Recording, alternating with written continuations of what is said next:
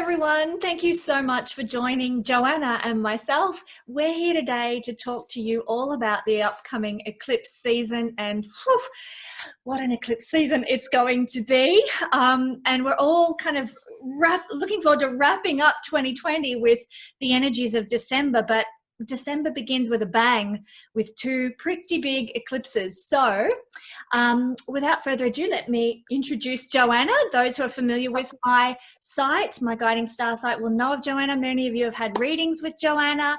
She is a brilliant astrologer using the Vedic system, studied with Ernst, Wilhelm, and also utilizing cards of truth as a mechanism for astrology as well. And I'm just constantly amazed by what Joanna shares with me and her deep and rich insights into astrology. So thank you so much for joining me for this discussion, Joanna. It's lovely to have you with me.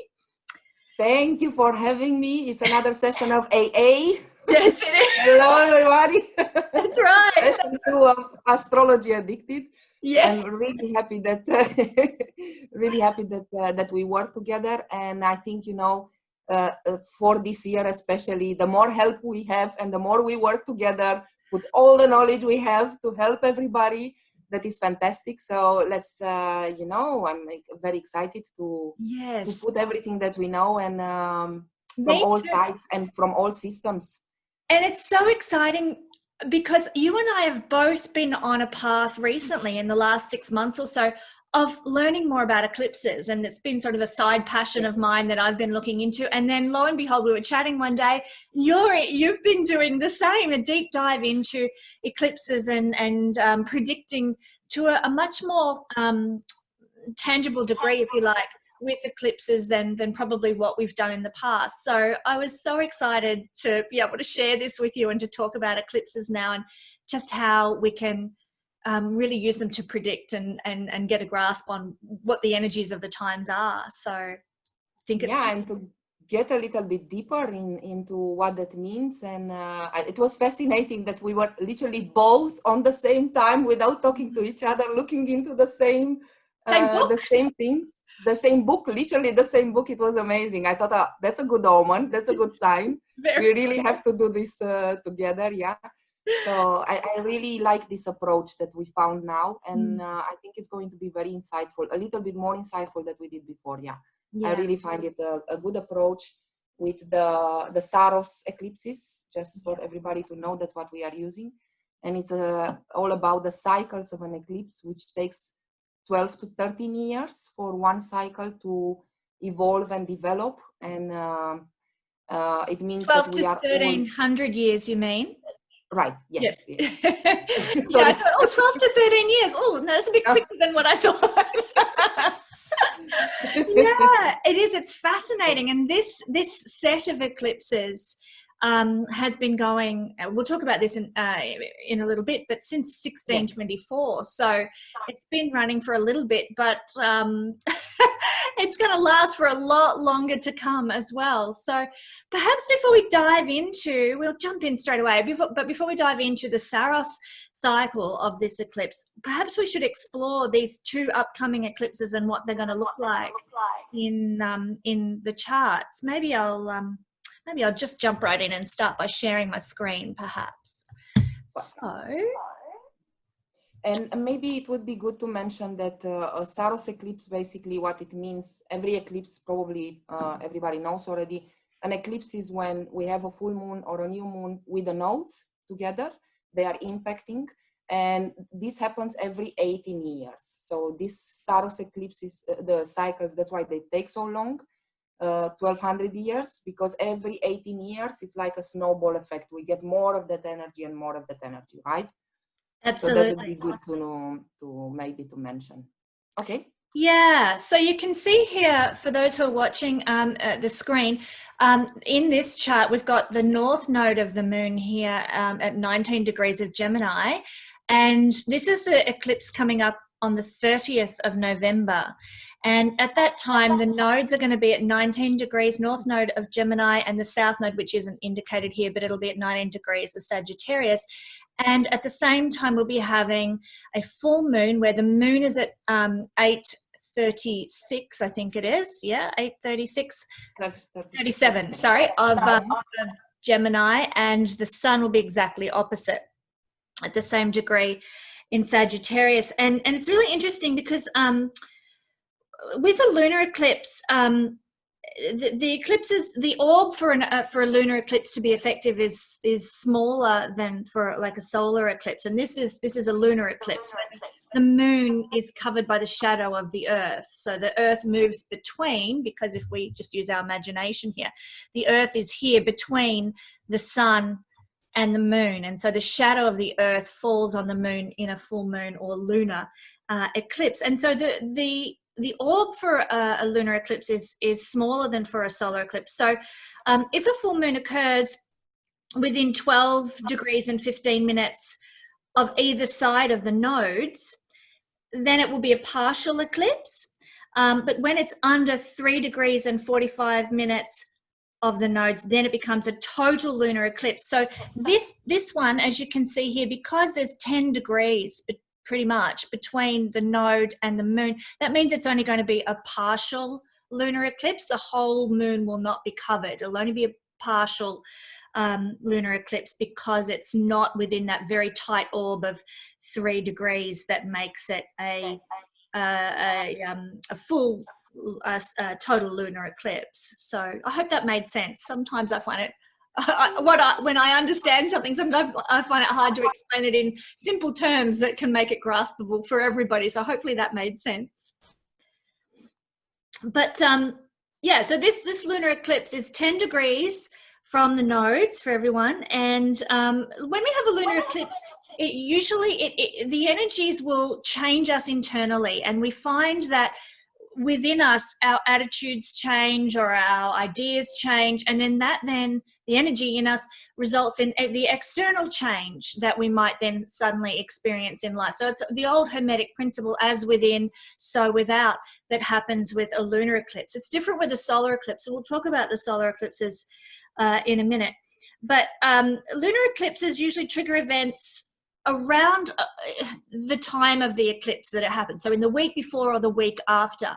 Solar eclipses will tend to trigger events associated with the eclipse for about 6 months. So this particular eclipse on November the 30th will be affecting, we'll notice changes, shifts within us that then cause outer circumstantial changes within a week before the eclipse and a week after the eclipse. So people, if you've got a planet or an important degree like your ascendant or your midheaven falling at either 8 degrees where the sun or the moon are, or if you've got a planet, even if it's in a conjunction with the nodes, just know this eclipse is going to be very much felt in your life. So take a look at your chart, check out and see what have you got around 8-9 degrees of Gemini or Sag, or roughly 19-20 degrees of Gemini or Sagittarius. And if you've got something there, you'll know that this eclipse is going to be important in your life.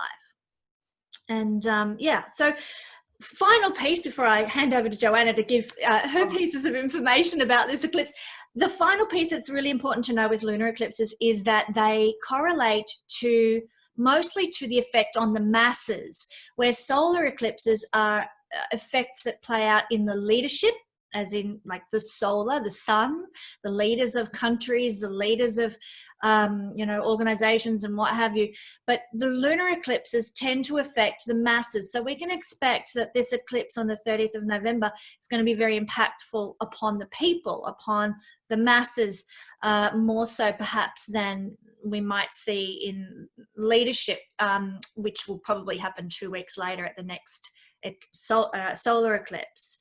So that's what I wanted to point out for people. But Joanna, what do you find interesting about this particular chart, and what do you think it's saying to us? Basically, as any eclipse, the most important thing is to look for the nodes and to analyze the nodes and to see what are they doing, because they are in general in our charts and in our life, right? The south node is our past lives, our karma, what we bring into this world, and that's why it's always the comfort zone, safe place where we always tend to go. But what happens is for the future, and what we need to look into is basically the north node, because that's the future, right? That's something that we don't know how to do. That's why it's always so scary. That's why it's always, and that's the place where we actually need to evolve. And that's why the eclipses work with the nodes, because that's our evolution as humans. And that's why it impacts our whole human race, and not, of course, in every chart specifically, because each one of us needs to do something about it in a small degree. And that's why it's making, let's say, pivotal points in time. And that's why it takes so long. It takes 18 years, right? So just like we look for a normal lunar cycle, you can see these eclipses as well, because it takes 18 years. You can also see them as well as just like a cycle, you know, going into it, and we need to evolve where the north node is. So what you mean, sorry to interrupt, but what you mean is we won't have another eclipse of this particular cycle of eclipses for another 18 years once this set is done. Is that what you're saying? That's what I'm saying. And why I need to mention this is because whatever we start now, and we have to start it without fear, you know, yes, jumping without the parachute, because that's the north node. It's always scary to do that.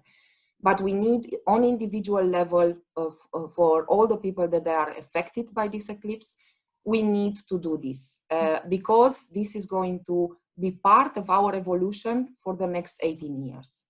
And it can be, yes, a big change or a small change, depending on each one of us. And the north node is going to be the most important to look for, both the lunar and the solar eclipse, because that's the south node is what we have to leave behind, and we have to go towards the north node, right? So I think that's always important to look for the eclipse all the time. And then look where Gemini is in your chart to tell us a bit about what's going to be developed. Is that what you're saying? Yes, that's what's going to be developed. That's what's going to be new.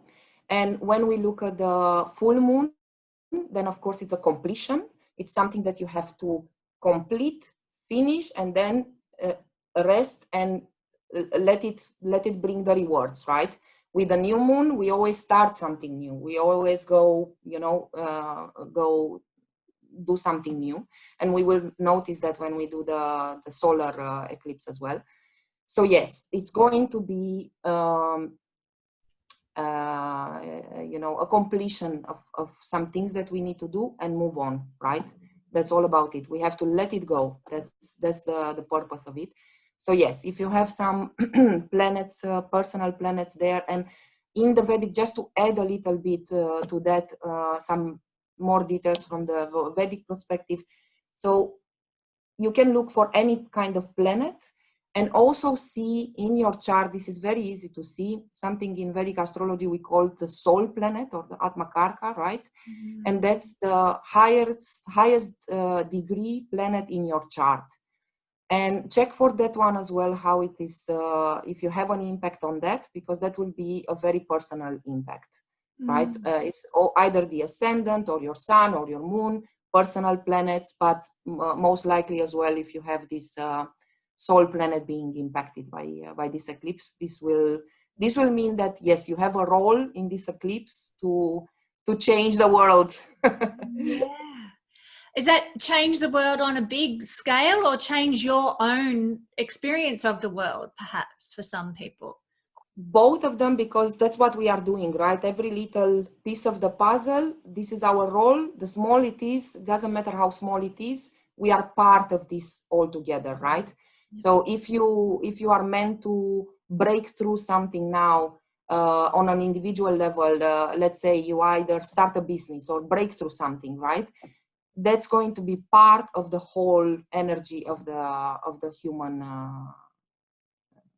the human evolution, right? I don't know if you see it that way. Maybe you see it. Yeah, no, I do, absolutely. Also, I find, like, when I would look at the Atmakarika, the particular house that it rules, just say if it was Mercury, well, it would be ruling, in this case, the house of the full moon eclipse, Gemini. Or in the case of this chart that we're looking at, it would be ruling also the fourth house. So we might notice fourth house themes of mother and family and maternal line and home and domestic life might be impacted as well as Right. the overall big theme of things. Is that how you would work as well with this, the Atmacarica or whatever planet happened to be there, the moon or the Neptune or whatever? Do you use the Absolutely. outer planets? Yes, we use the outer planets as well, especially for the card of truth. They are very important. Mm. But we use them in a sense of very big internal energy, because they are not visible to the open eye. Yeah. So yes, we say, okay, this kind of planet is how you are going to feel about things, because your internal energy on a very deep level, unconscious energy, is changing, and that can be a very subtle thing in our life, that if we have some very great indicators from the visible planets that there are events happening in your life, and then you have a combination of an outer planet, then yes, you are definitely going to have a different type of feeling, and it can be a very subtle energy that you feel like the events are changing you, but it's actually the other way around. It's your internal subconscious. You are done with a thing, it's done, you need to start over, that is actually attracting and triggering the external events. But it can be so subtle and it can happen so fast, especially with Uranus, right? Even with Pluto, things can happen so fast that we have the perception that is actually the external event that has an impact on us, when it's exactly the opposite. You know, we are triggering those kind of events because of an internal shift that happens very deep. Yeah. And it changes our lives. So yes, we use the outer planets as well, maybe in a little bit of a different way. And what I wanted to add as well, because you mentioned the ruler, like you gave the example with Mercury. Yes, for the nodes, that's the main way to analyze it. So we analyze the node, especially through the ruler, and how strong is the ruler and what is the ruler doing. So that's the most important thing in analyzing the nodes. So I think it was yes, I just wanted to say that that's very important, extremely important. So in the case of this eclipse chart, Joanna, the ruler of the North Node is Mercury, and we see that Mercury is, in this case, in the 6th house, which is giving like a 6th house perhaps emphasis to this particular eclipse, even though the eclipse itself isn't falling in the 6th house. So as part of what the theme we're looking at here with this November 30th eclipse, would it be 6th house themes that are going to be fairly strong because of the ruler of the North Node being there? Most definitely, it's going to be a huge impact on the 6th. And you know, what is the 6th? We start from the 3rd. You know, we have this concept in Vedic astrology. When we look at a house, there is a concept of I don't know how you. I think that it is also in other systems as well that we are using. The house from the house, and the 6th. Pavat Pavam, exactly, yeah. And I think there is a term as well in Western astrology in some system where this is used as well. So it's always very important to look, when we analyze a planet, to see what is this position, what is this planet, especially when it comes to an eclipse, from the sun and the moon, right? So now we are seeing Mercury in the 6th, but it's also in the 12th from the sun. So now we have a double connotation to it. And most likely, as I see it now in the chart, I can confirm in other tool as well, but most likely, like it looks now, since Mercury is not retrograde, it's probably combust, which is absolutely normal because Mercury is almost always combust. And combustion is, you know, in Western astrology, we always look for retrograde planets, but in Vedic astrology, we look at the planet for its strength, if it's combust or not. Right? Because then it's going to be, if it's combust, the sun is burning it. So the planet is not going to be so strong. It's not going to fulfill its duty so powerfully. So when we think of Mercury, let's think of Mercury in first place, right? It's ruling this ascendant, it's ruling the moon, it's ruling the node. Mercury, what is Mercury? It's our training, our communication, our skills, our the way that we do business, right? That's Mercury. It's all Mercury, and it is in the 12th from the sun and the 6th from the ascendant and the 6th from the moon. So yes, there will be a definite tendency, and we will need to do this. That's something that we need to do because it also rules the North Node. Is basically to work hard. The 6th house is also the 3rd from the 3rd. So that's the house where we perfect things. It's not the house where we learn things. That's what we do at the third place, the third position, the third house. But it's actually perfecting what we learn, right? We go from the third, we get things stable, we learn at the third, at the fourth we get things stable, at the fifth we get the creation, the inspiration of doing things, and at the sixth it's time to put in the work and perfect things to make it more efficient. And now we have Mercury as well, which is again a house of training. So for the Australian chart, for Australia, it's literally time to make things more efficient and improve a lot of things and work hard to do this kind of things. And since it's the 12 from the sun, yes, there will be with a lot of expenses of time, money, and energy.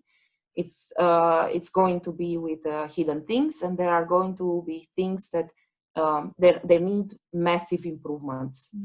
That's definitely a tendency there. And then we have Venus there as well, which is the planet of trade, right? We are trading.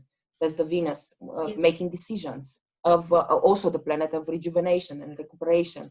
And yes, that's definitely an emphasis on the economy with Mercury there, and on trading, on things that we are trading with each other, right? And on rejuvenation and recuperation and getting, and 12, Venus in a 12 from the sun, that means that we also need to make sure that we make the right decisions when to work and when to rest, and don't put the pressure on it, because Venus in a 12 from something, it will always mean that you also need to take a break, you also need to take a time off. Don't pressure yourself that much. You need to rejuvenate, right? Take a vacation, take a bit of time off, right? Don't need excuses for that. Yeah, and they are all in Scorpio. So look, Scorpio, it's going to be an intense thing there. And Mercury and Mars, the ruler of Scorpio, and Mercury there, they are not, in Vedic astrology, they are not friends. They are actually enemies to each other. So yeah, Mercury is not going to feel that happy there, because it's going to have to do a lot of things. And what is Mercury? Mercury is also putting the rules, how we play the game in a fair way. And Mars, will say, well, I'm the general, we need to do this right now. And Mercury will say, but wait a second, maybe it's not fair. So we might have the tendency to fight the fights that are not ours and that are not, fair. It's not a fair fight, so. And Mars, it's very strong in Aries, in the 11. Again, the rewards and the income, and all the also financial. It's also financial house, the 11, right? So now we have a 6-11 connotation. So yes, definitely the economy. It's going to be impaired. You said something a moment ago, which I think is important that I point out. You mentioned that this is the chart for Melbourne, and it is. This is where the eclipse will be falling for Melbourne. But in other parts of the world, the ascendant may be in other signs. So when we're looking at the lord of this eclipse, like the ruler of the North Node in this case, Mercury being in the 6th house of this chart, it may not be in the 6th, well, it won't be in the 6th house for other places around the world. However, it will still be in the 6th house from the moon and the 12th house from the sun for everyone, everywhere. So that 6th house energy will be present for everybody on the globe, and that 12th house energy that you spoke of will still be present for everybody on the globe as well. So regardless of where the ascendant for this particular eclipse is falling in the chart. I just wanted to point that out. I'm just going to flip on. And Mercury is still going to be the ruler of the moon and the node. So that Mercury is always going to be important. Yeah. And it's with the moon, with Venus as well, in the 12 from the sun, 6 from the moon. So yes, you can bet on hard work, paying debts, paying our dues, improving things. Most likely that's why the 6th house is the house of work, right? Because that's where we improve things. We work hard, and it's a long-term thing. Yeah. And the 3rd, it's a short-term thing. It's always short things. We are doing a training, we are learning a skill, but it's a short-term thing. And at the 6th, there's where we need to put in the work, to put in the skills that we have learned and to get it more efficient, right? So it's going to be, yes, you're absolutely right. That's still going to be. And if we look Mars, for example, if we go to the whole chart a little bit, there is another technique in Vedic astrology. Then we always look what is the planet that rules the whole chart, and that we do through rulerships. Yeah, so we say, okay, let's start with the moon because it's this eclipse, and we say, okay, Mercury is ruling the moon, Mars is ruling the Mercury, and Mars is in its own sign. So we can conclude that is where it stops, because Mars doesn't have a ruler, because it's its own ruler in its own house. So that's where we stop there, right? And then the other planets, what we are going to notice, the second ruler of the chart is going to be Saturn, because it's also on its own sign and it's ruling all the other planets, right? Mm-hmm. So we can conclude that the rulers of this chart are going to be Mars and Saturn, and that's going to be important. Mm-hmm. They are in their own house, and that's an important, very important way to analyze the chart, because they are going to rule everything that happens in the chart, right? Mm. So what do you think that means, having in Vedic astrology, 2 of the most malefic planets ruling this particular eclipse? Well, in Vedic astrology, we don't like to use the term malefic. We like to use the term cruel.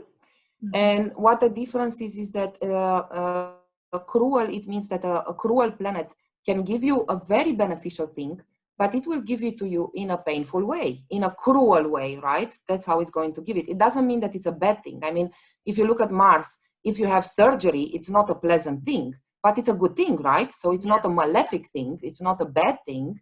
You need to do it, but it's not a pleasant way, right? Mm. So now we have indeed the both cruel energies ruling the whole chart. So yes, that means that we have to do things that maybe we are not going to like it.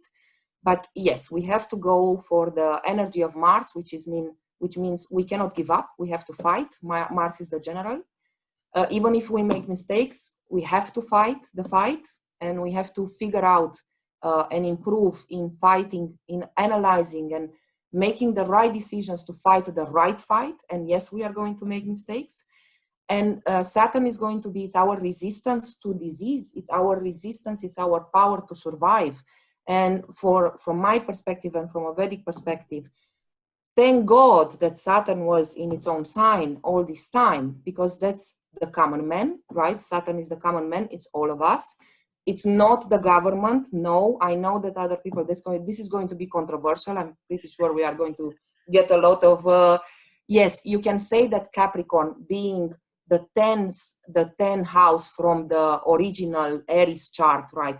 We can conclude that that's the house of power in the sense, but power means responsibility, guys. Power is not just having power just to have power, right?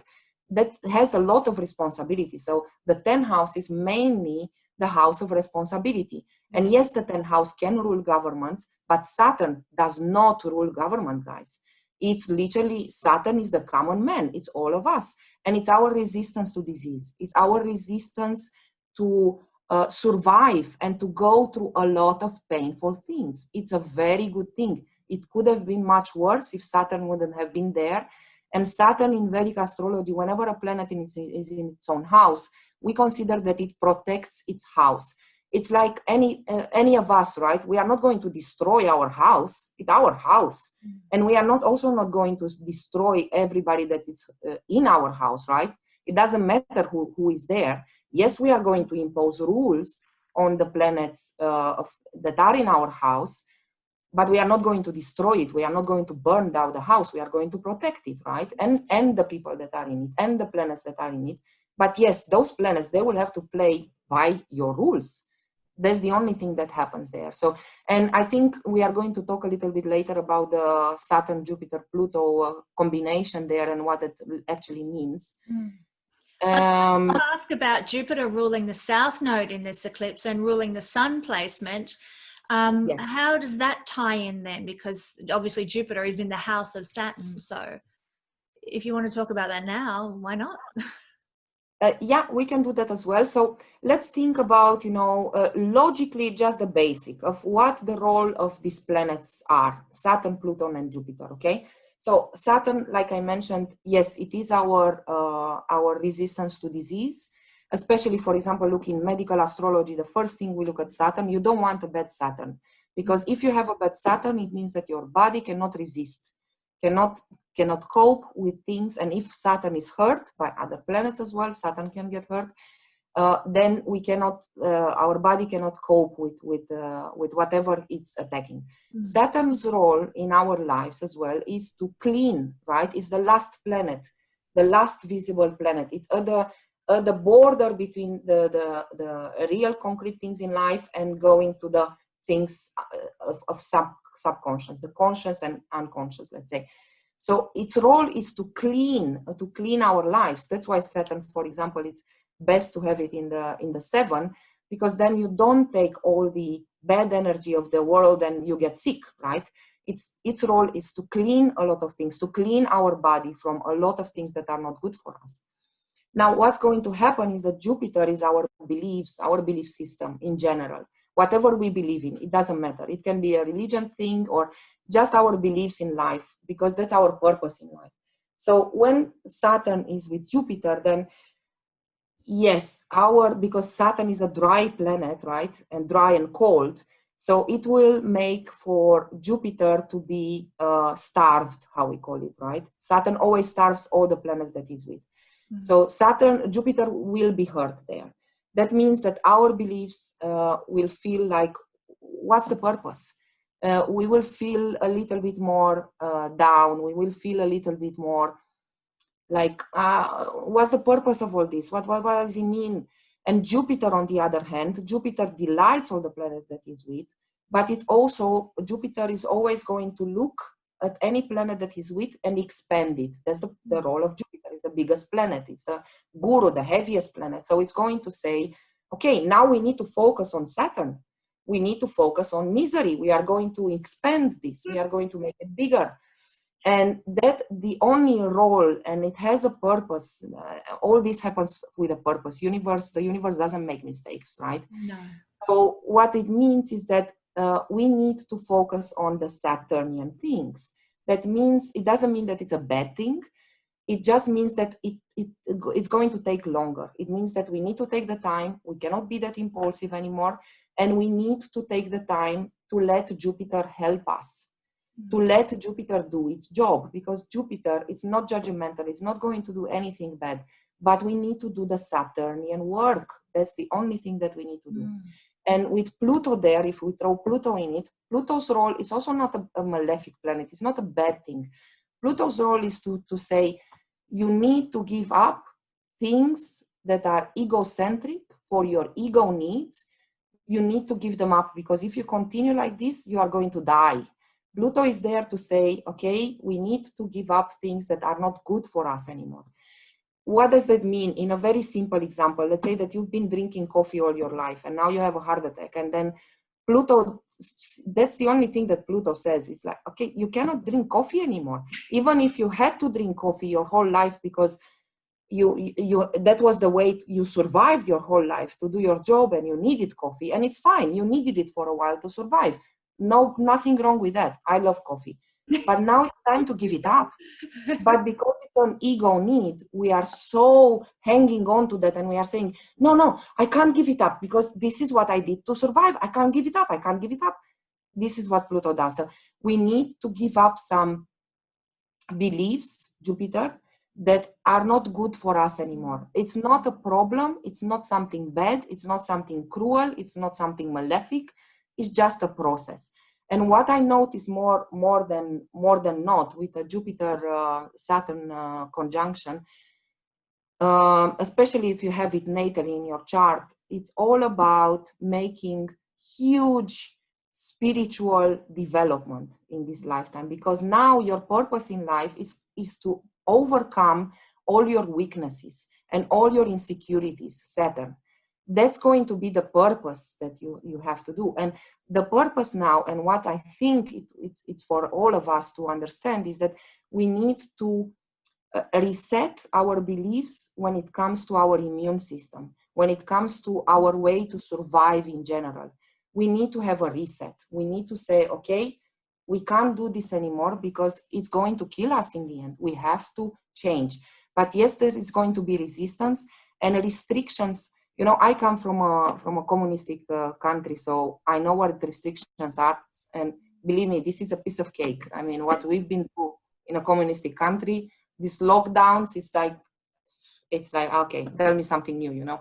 It's not, I mean, we've been through 45 years of strict lockdown. So imagine that, guys. Yeah. No, but what I Perspective did to hear that, actually, it gives a great deal of perspective to hear that. It's valuable information. Thanks, Joanna.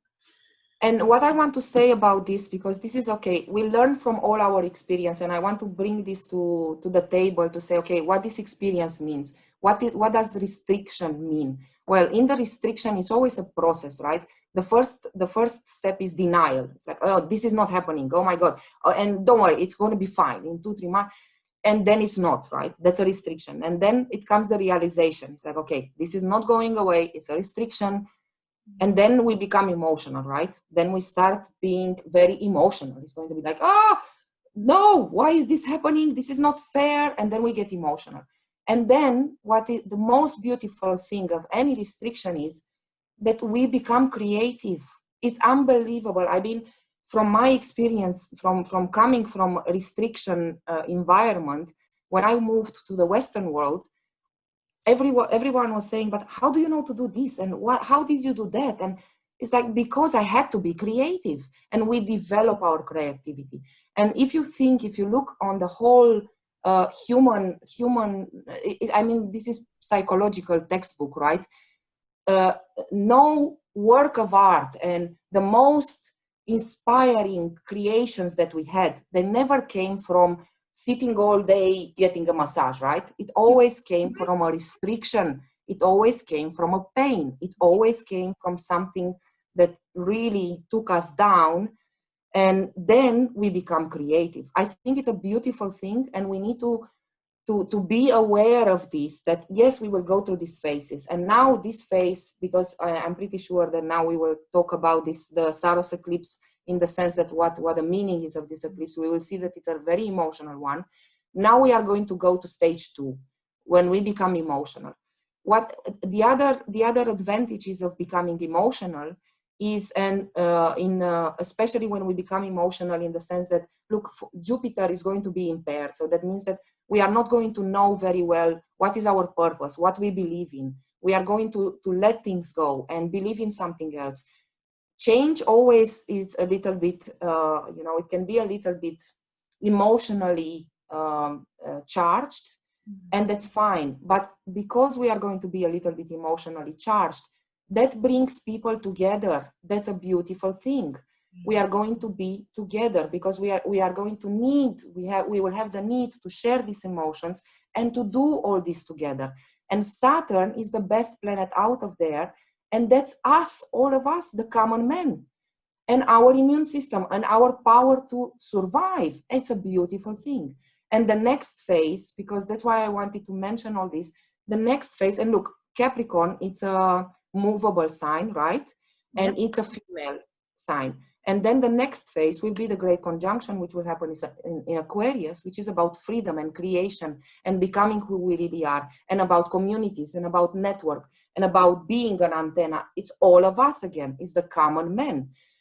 And that would be the next phase. But we need to go through this. It's necessary that we need to go through this, what is going to be a 6 months where this eclipse is going to have an effect on, where it's going to be a little bit emotional, but it's going to be good. It's a necessary phase, and it's going to make us be more creative. And then from this movable thing that is female now, so it's receptive, so we need to take all this in, we go to a fixed male sign where we are going to establish new things. We are going to be creative, and we are going to develop a new thing. So it's important for us not to go in with the miseries. We need to let them go. That's the lesson of all this. As painful as it is, we need to let go of the misery that is has been killing us for a while now. We need to have this realization. If we believed, the beliefs is also like, I believe that my value in the world, that's a belief, right? It's to have 5 cars and to go to the mall and to post online. Yes, it might be a good belief, but we need to let it go because it's not going to work anymore. We want it or not, it's not going to work. And this is what is happening now. This is what the universe tells us, right? So this is what you see, the major themes of this eclipse is the letting go of the old beliefs that are not helping any longer, the final wrap-up phase, if you like, before we establish something new in terms of our beliefs as a collective, as the common man, as the common man, and to get the power back in that sense. And look, our power is to be healthy, right? Our power is the immune system, and this is I think this is a wake-up call for all of us, that our immune system in the last 50 years has been declining a lot. I mean, we had all these viruses, and I don't think this is going to be the first and the last virus that is going to impact us. So I think the bigger lesson is here to and we have a chance here because Saturn is so good. That's our resistance to disease, is to get better beliefs and to get to start something new when it comes to our immune system. So that's our power, to be healthy. The healthier we are, these viruses are not going to impact us so much anymore. Sounds good to me. Happy to leave that behind in 2020. Yes, and I think we are going to talk about this creation when we are going to talk about the next eclipse in June, which I think is going to be, we both know that's going to be a very creative one. Well, the next two sets of eclipses in 2021 are going to be fabulous. So, yeah, but that's something that we can talk about. Sorry, Mike, I keep getting these messages pop up on my screen, but that's something we'll talk about together in the future. I want to move on to the next eclipse that will be occurring 2 weeks after this one, but just briefly, there we go again, before I do, I want to point out that this eclipse is falling in a conjunction with Aldebaran, this fixed star here at 10 degrees, and Antares at 10 degrees opposite in Sagittarius. This is really important because these are 2 royal stars and very, very powerful. Please excuse the noise. Somebody's texting me a lot and it's coming through on my screen. So Aldebaran in Gemini, let's look at him just briefly before we move on. He's in the Eye of the Bull, which is in the constellation of Taurus. He's known as, Aldebaran is the Watcher. There's 4 stars that are known as the Watcher stars, and this is the Watcher of the East. He's associated with Archangel Michael. He is a star of luck and wealth. He has to do with public honors, power, popularity, although the effects of Aldebaran are not considered to be enduring and long-lasting when they bring those sorts of things into play. However, when it's in a conjunction with the moon, as is the case in this particular eclipse chart, it is really supportive for business, but business that sometimes has a lot of upheavals. So that really correlates with what you were talking about before, Joanna, with Venus and Mercury together in Scorpio, and the whole idea around business and trade, but it's not unchallenged. It's not like without some difficulties and hurdles that need to be overcome first and foremost. So that's what I'm seeing with the Aldebaran influence. But the Antares, I do apologize. That person is sending me photos for a webinar that I'm preparing. So I'm terribly sorry about all those coming through. But to Antares over here, conjunct with the Sun, well, he's the Watcher of the West. He's associated with the Archangel Uriel, and he's in the head of the Scorpion, actually. So Antares is a leadership star, but he's associated with leadership that is of a more militant variety, obstinate, headstrong kind of leadership here. And when he's with the Sun, as is the case here in this chart, it actually is an indicator of insincerity, I'll get my words out, in religious affairs. It's also considered to be associated with honours and riches, but honours and riches that ultimately bring disgrace. And this is very interesting considering what you've been talking about our health and our well-being. Antares, when he's with the sun, is associated with fevers and sickness. So there is going to be, to my mind, a theme of fevers and sickness that is part of this eclipse. Now, because this is the sun and Antares are basically in the same sign as the south node of the moon, it is indicative of letting go of the fevers, the sickness that come with this particular fixed star. So it's very, very interesting. Again, it correlates with what you've been talking about, in that we are going to sort of have new parameters around our health and our well-being, which is exactly what you've been saying. And the south node is to dissolve and to let go of. And here with Antares, that's what we're looking at. So very, very interesting how the fixed stars are, and their themes here in this eclipse are tying into the other overall themes that we're seeing through this particular eclipse chart. Yeah, so I just wanted to point that out because I find fixed stars very, very interesting in that sense. But let's move on to have a look at, this is the right chart. Yeah, this is December the 15th. Okay. It's December the 15th because that's the time the eclipse is occurring here in, this is the Melbourne chart, but it'll be on the 14th in other parts of the world, because as you can see, it's at 3:15 a.m. in Melbourne, which will be, you know, if you're in New York, well, I think they're like a day behind us, 14 hours or something behind us, 16 hours behind us. So it'll be on the 14th. So that's why this chart says the 15th, because we're an Australian chart. But it's the chart of the new moon eclipse, which is going to be occurring 2 weeks, obviously, after the lunar eclipse. So this one's a solar eclipse. And just to point out the details here, here are the moon and the sun both they're at 23 degrees here, and the nodes again are going to be at 19 degrees for the north node in Gemini, and 19 degrees down here in Sag. Interestingly, Mercury will be conjunct within a degree of the south node, and Mercury is in this case ruling the north node for this particular eclipse. So this new moon eclipse will be ruled by Jupiter this time around, because this is the house of Jupiter, Sagittarius, this sign here. This eclipse is going to be visible in South America. It'll be visible at the southwestern tip of Africa. So there are some schools of astrology that perceive that wherever the eclipse is actually visible, they're the countries that are going to be most affected by the themes of the eclipse.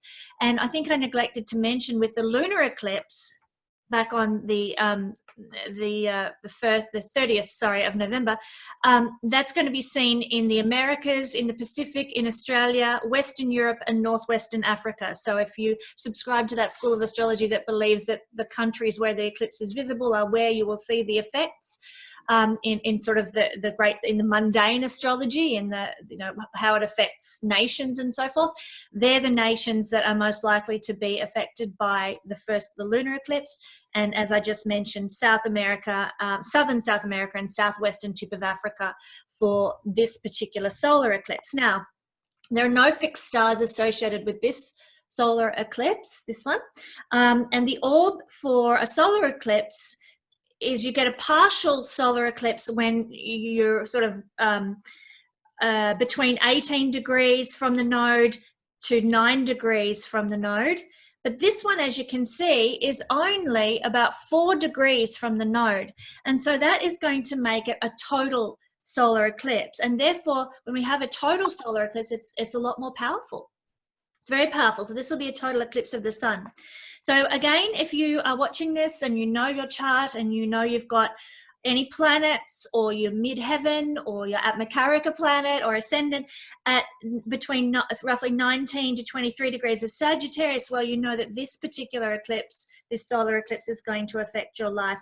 And it will affect your life regarding the nature of the planet that's being impacted, and the house that planet rules in your chart as well. If you know your house rulerships, then you'll know what area of the chart that's going to be affecting you in your life. But solar eclipses, we've been talking about the lunar eclipse, which is about internal changes that then result in external changes to our reality. But a solar eclipse is a representation of shifts that occur in external circumstances, stuff that we have no control over. It's not related to our internal energy. It's stuff that sort of comes upon us, so to speak, that we have to adjust to and adapt to. So, and as I said in the earlier part of this video, solar eclipses trigger events up to 6 months after an eclipse occurs. So this particular eclipse is going to be active until the next set of eclipses, which is not until May, I think it's off the top of my head, May the 14th next year, 2021. So it's going to have some relevance for leaders in power for the next 6 months. And that's leaders in any type of, situation, be it the Queen of England right through to, the leader of the mayor of your town or something like that. So leadership positions are what are usually impacted by eclipses of the sun, especially a total eclipse like this one. Yeah, so I wanted to point that out. But Joanna, what do you see in this particular eclipse chart that's going to be very important? I had a few notes here, and I actually wanted to check with you, or maybe you want to touch on that subject later. Shall we say a little bit what this Saros eclipse is all about, from what we know from this cycle, what this cycle is all about? We can go to that. Let's, yeah, sure. So we can come back to this particular eclipse. Absolutely. So just go ahead. I thought maybe it might be important, because when we have the flavor of what this cycle is all about, then maybe this eclipse will fall more into context, and we can see the events related to what that means, with what that eclipse means. Go for it. I don't know. Do you have it? Yeah. Okay. So we're gonna just for people who are following along, we're gonna leave this chart for a minute, and we're going to look at something called the Saros cycle for these eclipses. This what we're looking at here is 2 eclipses, and obviously we've looked at the first eclipse chart. This is the second eclipse chart. We'll come back to it in a minute. But both these eclipses are part of what's called a Saros cycle. And this particular Saros cycle began in 1624, and it's going to conclude in 2860. So we're looking at another 800 and odd years before this particular Saros cycle of eclipses ends. And so let's take a look here at this chart. Now, this is the chart of when this cycle of eclipses began, and every 18 years we have another repeat, another eclipse in this cycle. So this one is from 1624, as I said. It began on the 19th of March, and I've located it at in Argentina, which was the closest point that my astro.com software would get me to the South Pole. I couldn't actually generate a chart for the South Pole, which was rather unfortunate.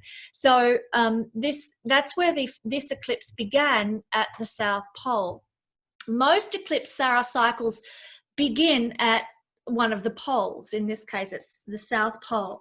So yeah, do you want to talk about the themes that are strong for this particular cycle of eclipses? And just so people know, these themes play out in this cycle of eclipses, this Saros cycle, every 18 years. We get this theme repeating. So one of them you've already mentioned, Joanna, strong emotions that are part of this eclipse. Very emotional eclipse energy that has to do with usually relationships or money. So strong emotions around relationships or money are going to be the themes of this particular eclipse cycle. Did you want to add some of the other themes, because there's a few of them? Yeah, so basically what we know about this this series, it's also that it's all about being into events that we literally are beyond our control when it comes to relationships. And it's all we will feel a very strong impulse or desire to either end or start a relationship. There will be some emotional blockages. It can create a lot of frustration. And from what we know from this eclipse, what we have researched, both of us, is basically that approach to this eclipse and the advice to approach this is to actually avoid any rash actions and to just wait for the things to settle down. Don't act impulsively. Don't react, especially when it comes to these events that will be beyond our controls, and that will have a feeling of this is fated, this is going to be, yes. And when it comes especially with relationships and money. And what I wanted to add as well, because I'm using the instructions of our teacher, and we are using for at least according to his instructions, we should use the ancient prime meridian. It was not possible to add it here because we couldn't find it. But I wanted to mention this, and that's why I didn't want to interrupt you from analyzing the other eclipse, but I noticed something when I was analyzing this chart that I think it's important, because in the original eclipse in 1624, on the prime meridian, which is Yamakoti, it's in the middle of the Pacific Ocean somewhere between Fiji and Hawaii or something like that. Yeah. And it's actually, this eclipse falls into, one second, it actually has a Leo ascendant from Yamakoti, and the eclipse falls on the 8th house. So then again, it's all about,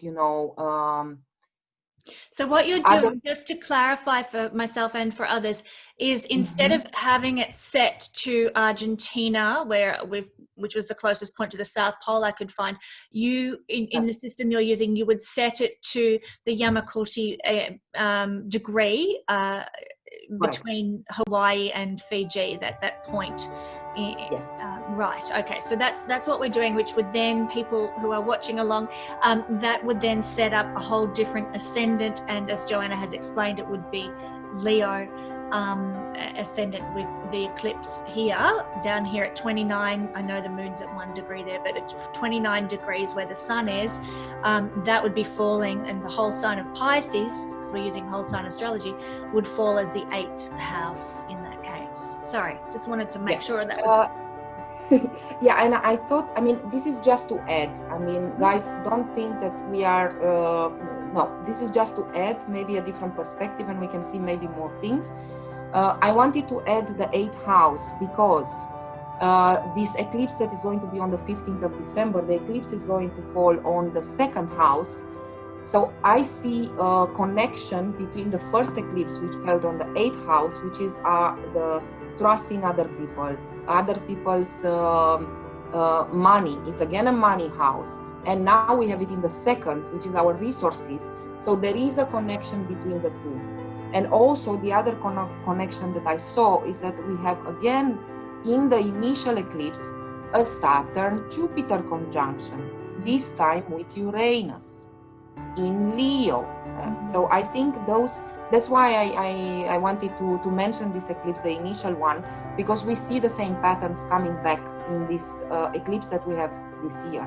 And that makes it even more important. And I think it's going to be important to see the connections between the 8th, the 2nd house, and Saturn-Jupiter conjunction in 2020 with Pluto, in the initial one in 1624 with Uranus. So that's going to be a very interesting point when we need to keep it in mind, and to keep in mind that this is all about, is going to be triggering this emotional, what we've been talking about before, the whole emotional perspective of everything. Well, this Saturn-Uranus conjunction, to me, that's about frustration and impatience and restlessness for something, wanting change, but maybe being frustrated about trying to bring it about. But like you were talking about, the creativity that comes with restriction, again, Saturn-Uranus conjunction is an indicator of great creativity and having inventive solutions to problems. So that's another theme that we could add to this particular eclipse cycle, because it began with this tone of this particular chart that we're looking at. So this, to me, tells us that it's a time of new inventions that could support humanity into the future, coming from this Saturn-Uranus conjunction with Jupiter expanding all that potential. And if it, as you have pointed out, in Leo, if it was in the 1st house, that would make it the strongest emphasis, like a big angular house emphasis of this particular theme, which I think would be amazing, quite honestly. So, and we need that, and it really does tie in with the conjunction of Jupiter and Saturn that's going to be occurring in the energy of this eclipse. Like the theme of 6 months after this eclipse occurs, Jupiter will conjunct Saturn in Aquarius, ruled by Uranus. All about progression, all about innovations, all about, you know, what will support humanity going forward. So there are a lot of similar ties to, well, that's one of them, but to this particular chart. One other thing that I see with this particular chart is, well, there's a few different things, but that perhaps need to be talked about. One of them is Mars conjunct with Pluto. I mean, you can't escape that. It's a pretty predominant feature of this particular chart. So strength and passion and courage are, you know, amplified through this particular eclipse, but so can volatility and ruthlessness and jealousy and violence and subversive actions be a part of this eclipse energy as well, which is concerning. Let's be realistic here.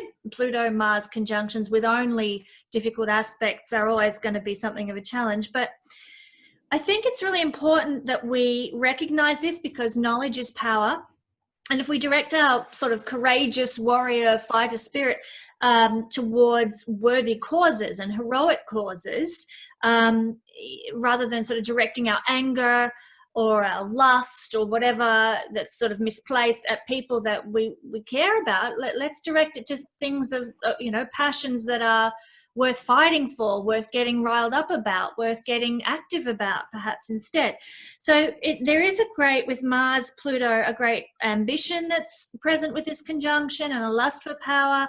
So like I said, use this energy for good to perhaps work independently. Mars, Pluto is independence on the things that we're actually passionate about that are meaningful, rather than sort of being subversive and ruthless and what have you. But that might be hard to do under this energy, but, you know, a conscious awareness can take us a long way to avoiding the negative sides of a conjunction like this one. And we will have to, I believe, be very conscious about dealing with that energy. It's going to want to rear its ugly head, and we'll have to perhaps fight against it in some senses as well.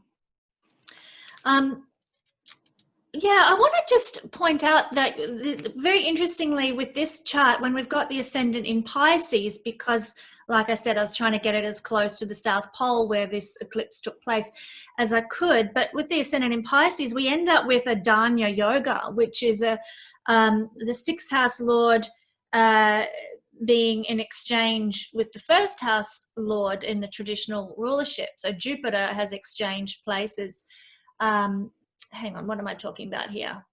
Where did I get Jupiter that? Sun. You are right. I'm right. Good. Jupiter Sun. That's right. Thank you. Yes. First house lord exchanging with the sixth house lord. Sun, ruler of Leo in, yeah.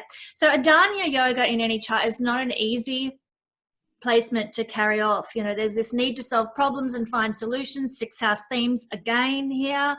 Victim mentality and a needing to learn to overcome problems and transform them into service and healing. And helping. So some of that will also, according to this chart, be one of the challenges that comes from this particular eclipse pattern.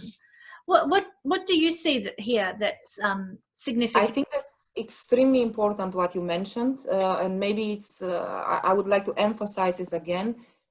Even if it's ascendant in Pisces or ascendant in Leo, we have still the same theme. We have, because we are talking about an eclipse and we are talking about a solar eclipse, the sun is the most important, and the sun has to drag all these planets, Jupiter, Uranus, and Saturn, because it's ruling them. So now that's why it's very important to look at these planets, and we see them coming back again. And like you mentioned, this is with Uranus there. This is, you know, when we have a lack, there is a call to conquer new territories by being inspired in doing new things, Uranus. So the lack of Saturn is going to be prominent because of Jupiter. We are going to have these, struggles with what we believe in and our purpose and how we go forward and to figure it out. And yes, it's going to happen, but it's going to take time. But then Uranus is there, which is extremely important. That's our creative spark, and to be innovative, and to start new things, to have new ideas. And this is the inspiration that we were talking about it all the time, right? So this is the inspiration that will come, just like any work of art. The most important work of arts and books, they came from a lack, right? And this is the time. It's very encouraging. I really like it. I'm not saying that it's going to be easy, right? And yes, I totally agree with you with Pluto Mars there. That's all about, security paradigm that we have and that we need to let go, because that's what Pluto does. You want it or not, you have to let it go because it's not good for you anymore. Is that security paradigm of power. So we will need to let go of some things that have been giving us the feeling of power, Mars. And that's because we feel secure. As long as I can do this, then I'm fine. As long as I have power, I'm going to be fine. My life is going to be fine. And Pluto comes and says, I don't think so. Nope, you don't get to do that. That's what Pluto does. That's why it's so painful. So whatever, and what I'm saying here is all the time, we have to see Pluto. I think sometimes Pluto is misinterpreted in that sense. It's all only about ego needs that are not healthy. That's all there is. It's not about the needs that are healthy. No, it's about ego needs that are not healthy. That's what's going to make us sick, the things that we are compensating. A security paradigm that is, it's actually just because, I'm afraid, just because I'm weak and I need to compensate something. That's all there is, Pluto, And the other interesting thing that I wanted to mention a little bit from mythology, just a quick point, because I think it's interesting. In Vedic astrology, we consider the Saturn to be the son of the sun. So the sun is the father of Saturn. But in Greek mythology, there is the consideration that Uranus is the father of Saturn. So now we have a combination between Saturn, Uranus, and the sun, which and are Jupiter, the grandson. God, there real family affair, isn't it? Exactly. And since we have this combination here, and especially because the grand conjunction is going to come again with the Saturn, Uranus, Jupiter, and so, these planets work together. The Sun, Saturn, and Uranus. They have the same energy and they have the same purpose. And what is their purpose? The Sun is our king, our inspiration on life on Earth, right? Saturn is the opposite of it. It's the opposite of it, what we don't get to have. And that's why Saturn rules misery, because we are focusing on things that we can never have. And all this. And then you have Uranus, which is the father of Saturn. And in Greek mythology, they say that Saturn, when he was born, he took over the kingdom and he threw Uranus in the underworld. But Uranus still is that inspiration, that spark that is so intense in us. So guys, listen to your intuition, to your inspiration. And Uranus brings everything that is us, that it's new, that it's everything that is completely new. And look, when we look, for example, in the cards of truth of Uranus, Pluto, and Uranus, Neptune, and Pluto, we say that Pluto makes the room, destroy things that they are not helpful for us anymore, that are not useful, to make room for Uranus to come out and to be who we really are. And that's the most important thing for us, to be who we really are. And that's Uranus. And that's why it's important, because they work together. So I see it as a very good combination. But yes, guys, Saturn is the cleaning lady. We cannot have anything new in our life before we can clean our closets from the things that are not useful. It's just not useful anymore. We have to let it go. And what Saturn means, weaknesses, our poor me, our why me. We have to let that go, to let Uranus come out and spring. And it's important because the sun rules all of that. And the sun will be important. The kingdom is going to be built on what these planets are doing. It's very important. I think you pointed out what you pointed out is extremely important to see. Well, that eclipse that occurred was at 29 degrees of Pisces. This is the anaretic degree of Pisces. So that's a degree of endings, you know, and there's a frustration that with the anaretic degree of knowing that change is on the horizon, but it hasn't yet arrived, but we're feeling so ready for it. Come on, I'm so there already, but it just isn't here yet. So this degree is going to give us that perhaps tone of come on, we're ready for this change, bring the change. And in fact, I'm sensing this now. I mean, it's been a thing for a lot of 2020, hasn't it? People are like, yeah, I know change is coming, I'm so ready, I'm just already ready for it, but why is it not here yet? And this eclipse is just a reiteration. I think this cycle of eclipses under the theme and tone of this chart has that energy to it. But what I think, Joanna, is really encouraging with this eclipse is that Neptune is the ruler of the new moon in the modern sense. I mean, they weren't aware of Neptune at the time that this first eclipse took place, but in our modern eyes, we know where Neptune was and we can calculate where Neptune was. And Neptune creates this wedge shape. I'll just point it out for people who are looking. So here we've got this sort of half a bit of cake kind of effect, like a bit of cheesecake cut out of the slice there. It's called a wedge, and that is creating this only positive aspects to Neptune up here. And Neptune rules Pisces, where this eclipse is occurring. Regardless of whether Pisces is the rising sign or Leo is the rising sign, that doesn't matter. Neptune still rules the eclipse in the sign of Pisces. So there, I feel that one of the ways out, because wherever there is a wedge shape, the planet at the peak of the wedge always represents the way out of the tension. And Neptune is the way out of the tension for this eclipse cycle, I believe. So there could be significant healing and creative and spiritual themes that come from this eclipse cycle. So if you want to deal with this eclipse energy well, I would say, from my assessment of this, go into spirit, connect with your higher self, connect with the angels, trust the divine plan, and flow. Like we were talking before, it's that tension of, you know, not being able to flow with things that can cause problems. But if we flow, as Neptune is representative of, the flow of the oceans and going with the divine plan, whatever happens, this is what it's meant to be. The more we can do that, the more we will cope with this energy. Asking for miracles, escaping into healthy Neptunian type things like beauty, art, music, divine love, being compassionate to other people, going into those kinds of themes, I think are really the way out and the tone to cope with this particular eclipse cycle. That's my assessment of that. And I just will quickly point out, if I might skip to another chart, that where is it? Oh yeah, hang on, back in this chart. These green planets around the outside represent where the current transiting planets will be for the 1st of December eclipse. And if you look, where is it? Here, transiting Neptune, the ruler of this initial eclipse, is conjunct with Chiron, the healing asteroid. And so to me, there's a big theme of healing that comes with this eclipse. Healing through, it's up to us. Our choices are up to us, and how we choose to use this energy is up to us. But the potential, certainly for healing, I think, is here with this conjunction of Neptune and Chiron in the transiting chart for this one. And I wanted to point out, I think, in this 30th of November eclipse here, that Neptune, that's right. Neptune, although it's not making any aspects to the eclipse, Neptune will have just turned direct a couple of days before.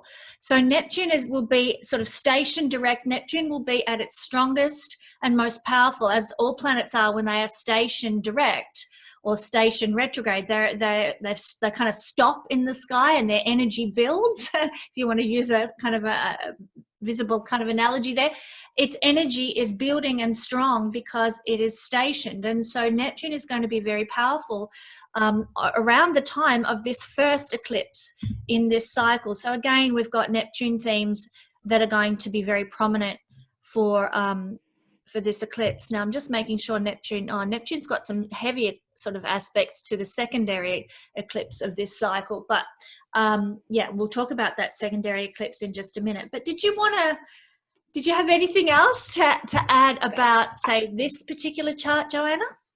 think it's a very good, very, very good point. And the only thing that we can add is that the North Node is there with Neptune.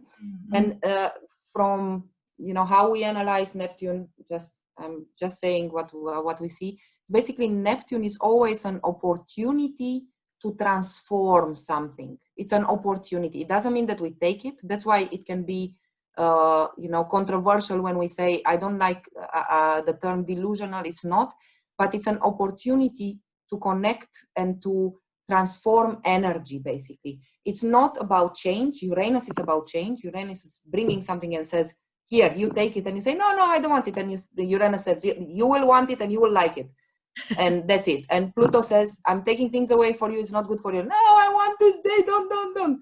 Yes, I'm going to take it. But Neptune, it's all about transforming energy. It's an opportunity to connect to the higher universe. And why it's always a little bit, it says that it's delusional, it's because when we have a Neptune transit and we have a Neptune involved in something, we realize how far we are with what we are doing from the universe and from what the universe wants from us. That's what it does, Neptune. And of course it's going to be disappointing, because then we realize how far we are from things. But that's when we realize those things, it's when we have the opportunity to transform that energy into something great and to get more connected to everything. That's why it rules spirituality as well. So I think it's a very important point for the people to know that we have a chance to connect. And how do we connect as humans in general? The best way to connect for us, because that's how we are, right?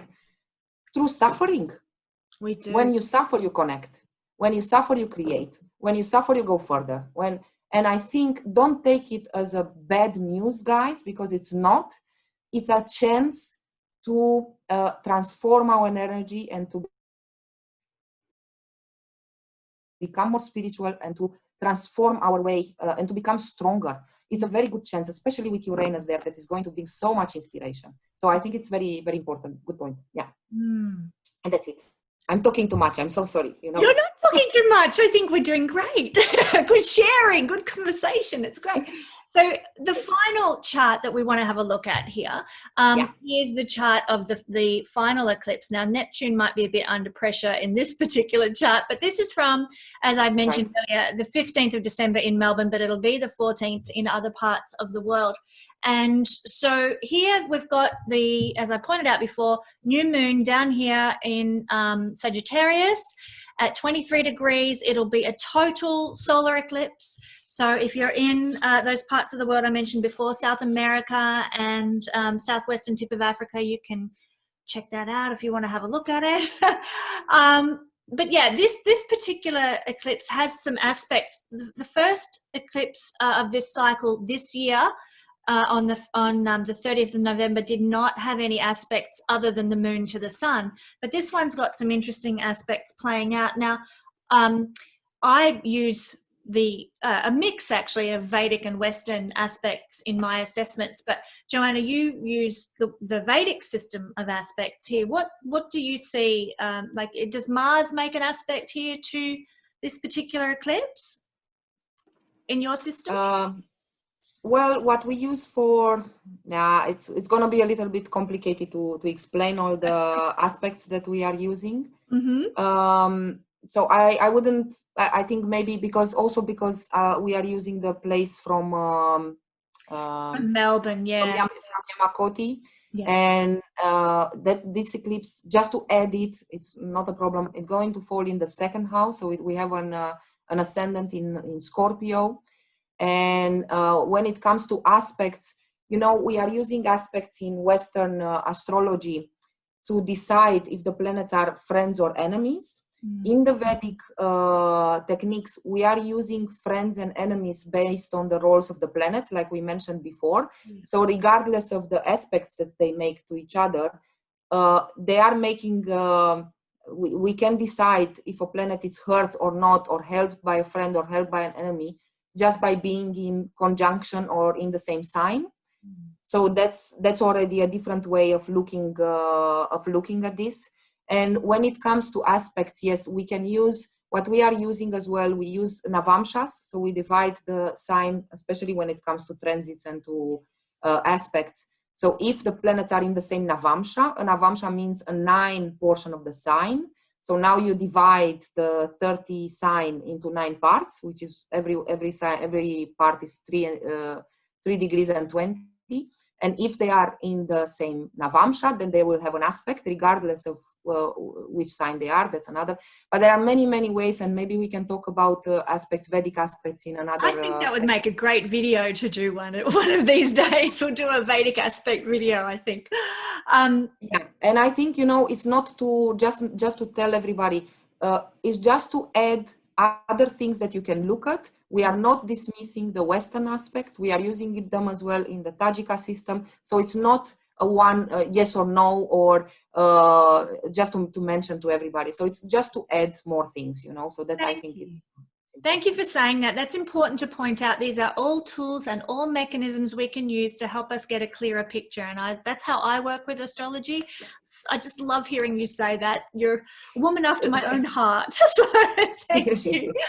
But yeah, so we've got a positive aspect in this case from Mars, which I think is, you know, as Mars is very strong at the moment, moving direct in its own sign. I think that's a really helpful thing for this particular chart, despite the square aspects there from Neptune that are occurring. Just watch out for a bit of sort of being delusioned about things like we were mentioning before, or not, perhaps I should say, not taking opportunities that present themselves, missing the chance, missing opportunities with Neptune might be more of what you were talking about earlier with difficult Neptune aspects there to that particular eclipse, Joanna. One thing that is, unless you want to add something just about this particular eclipse, the solar eclipse, which I talked about extensively before, we probably don't need to go into it too much again. But one thing that's interesting, and I want to just jump back now to this particular eclipse on the 30th of November, is that this, in some schools of thought, this eclipse is occurring on the ascendant-descendant of the American chart, which I think is going to have, obviously it's visible in America, this particular eclipse. So I think that we're going to see this eclipse being very pertinent in, if we're talking mundane astrology, in the life of America as a country, due to this eclipse falling on their ascendant-descendant. So everything that we talked about earlier in this particular video, where we were talking about economy and trade and health and well-being and all those themes we were talking about when we started out talking about this chart, it's going to be very, very important in the life of the American people, I feel, with this particular chart. I just wanted to point that out, and I should have mentioned that at the beginning of this conversation. But anyway, better late than never, as they say. Joanna, did you have anything that you wanted to add to this conversation in general? Because I think we've sort of covered everything that will be occurring in this, because I mean, we could talk for hours and hours about every little indicator, but the big important juicy bits I think we've covered. Did you have anything else that you wanted to add? Yeah, so basically just as a conclusion for the, maybe if we go back to the 15 December chart, just to point out, so basically even from let's say from the Yamakoti point, if we look at it as a second house, it will happen in the second house. It's very tied in and with a combust Mercury. So now we have a connotation, and even if it's, let's say, even if we don't consider it as a second house, although I think it's going to be important, even if we consider Sagittarius, which is also a money sign in general, right? Mm-hmm. Sagittarius, it's also about prosperity and money and such. But if we add to this the events that are going to happen, that are going to be beyond our control, the emotional side of the eclipse, and especially the money side of the eclipse, and if you look at this Mercury that is basically eclipsed by the eclipse, right? Mm-hmm. That's all about our economy. So I think be prepared, you know, that economy is going to collapse, that trading and all this, everything related to economy is going to be going down. That's for as a result of this particular eclipse, this second eclipse in the, okay. Yeah, so, and that ties in with the money problems that we have. So yeah, we might need to go live in with some friends and such, you know, go to be more together. But that will, because of this, that will create, and that ties in as well with what is going to happen with a great conjunction that is going to affect Uranus as well. In Taurus, it's all about the resources and what we take in. So we are going to, because of these things that are going to happen now, especially with the economy, that is definitely going to have an impact. It's going to be eclipsed. It's not going to be a good thing. Then we will need to rise and to be creative in starting having new ways, Taurus, right? Inspiration in getting new resources, and in the way that we get resources and what we eat and everything that is it's about resources, right? That's Taurus, that rules the mouth, what we put in. It's going to be a very creative. It's also yeah, you can call it an agricultural sign, right? Which also this eclipse has. And especially with the second, it's all about, and also with Sagittarius, right? It's also an inspirational sign. We need to, and it's starting all over new. It's a new moon, but the Mercury there, it's very tied in, and it's going to be eclipsed. So that's my. And the sign of Aquarius, I mean, it's represented by the archer, the centaur with an arrow in his hand, pointing the arrow off into the distance and looking ahead to the future. So a lot of it, you know, any eclipses that occur in Sagittarius are reminders, I feel, to look forward, even though like it does look like it could be quite dire. Look forward at like you've just described, the innovations in agriculture and things like that, and how we can use them for the future. And we talked about this when we were looking at the 1624 chart, about innovations for humanity. That is a theme of these eclipses, I believe. And so even though there might be a lot of upheavals, and we were talking about having to let things go so that we could be transformed, there is this energy of looking to the future that I think is very important to notice as well. One thing, and I'm just noting, is the North Node will fall in the 8th house for this particular eclipse or certainly in Melbourne anyway. And I think it's the same. It's almost close to Yamakoti because it's also an ascendant in Scorpio. So I think we are right on with this. Good. Yeah, go on. Sorry. Excellent. That's good. And we're not too far from the Pacific here in Melbourne. But in that instance, then we're seeing the North Node fall in the 8th house, which is at its best, it's transformation. So there is a destiny point here, the North Node, of transformation and rebirth and regeneration. And I love that stuff. I'm a very 8th house oriented person. And, you know, if I don't get a lot of rebirth happening in my life on a regular basis, I get bored, I get restless, and I'm like, it's time, you know, we as a collective, we got to regenerate. We can't stay stuck where we've been. And the things that have occurred throughout 2020, they've sucked and they've been hard, but I think a lot of it has needed to happen, like you described, Joanna, when you were talking about Pluto, Jupiter, Saturn, needed to be let go of to clean house so that we can be reborn, essentially. And I think this eclipse's North Node placement in the 8th house is another reminder that that's part of what's going down for the future in the early part of 2021. Yeah, and I think it's important to add as well, I have faith in us, in the common man, because I see this Saturn playing out very strong, and a lot of people are afraid of all these government rules and regulations and such. I have faith in the common man. From all these transits now, it's all going to be about Saturn, which is us, guys. It's our resistance, our resilience, to resist any kind of disease and to be powerful. It's the common man, it's not the government. But we have to do the Saturn thing. We have to take the time, we have to do the cleaning. I know it's not pretty, but the more we do that, it's going to be, I think, from my opinion, it's going to be better and better for us. And we probably come back with the eclipse in May. Well, it's going to be 10th of June, I think, the next eclipse. And we can talk about it in May, maybe, just to and we will see that it will work out. It will be fine. So just have hope, hang in there. Yes, we will have some financial things. And as you mentioned, because you very, very, very important, Mercury rules the North Node, which is the 8th house. It's in the 2nd with the eclipse. So we have to eclipse this. It has to be an eclipse when it comes to financial and our trust in other people, and all the 8th house transformations that this connotation has. And yes, we will still have, you know, communication issues when it comes to our purpose. Look, Jupiter, I just realized it's also the hearing. We are not able to listen that well, you know, with Jupiter in the 3rd, with Pluto and Saturn. Our listening is impaired, you know, it rules the ears, Jupiter in medical astrology. So it's also, we need to take the time. House. The 3rd house is the ears, not Jupiter. Jupiter, yeah. Jupiter is the in medical astrology, at least it rules the ears. Oh, okay. Sorry, I thought it was the 3rd house. My mistake. Sorry. Also the 3rd house communication. So we need to take the time. Let's not be impulsive, and take the time. You know, do the Saturnian thing, and we will be fine. I have a belief and a faith that we will be fine. Me too. And I know, like you said before, everything has a purpose. Nothing is without, you know, meaning behind it.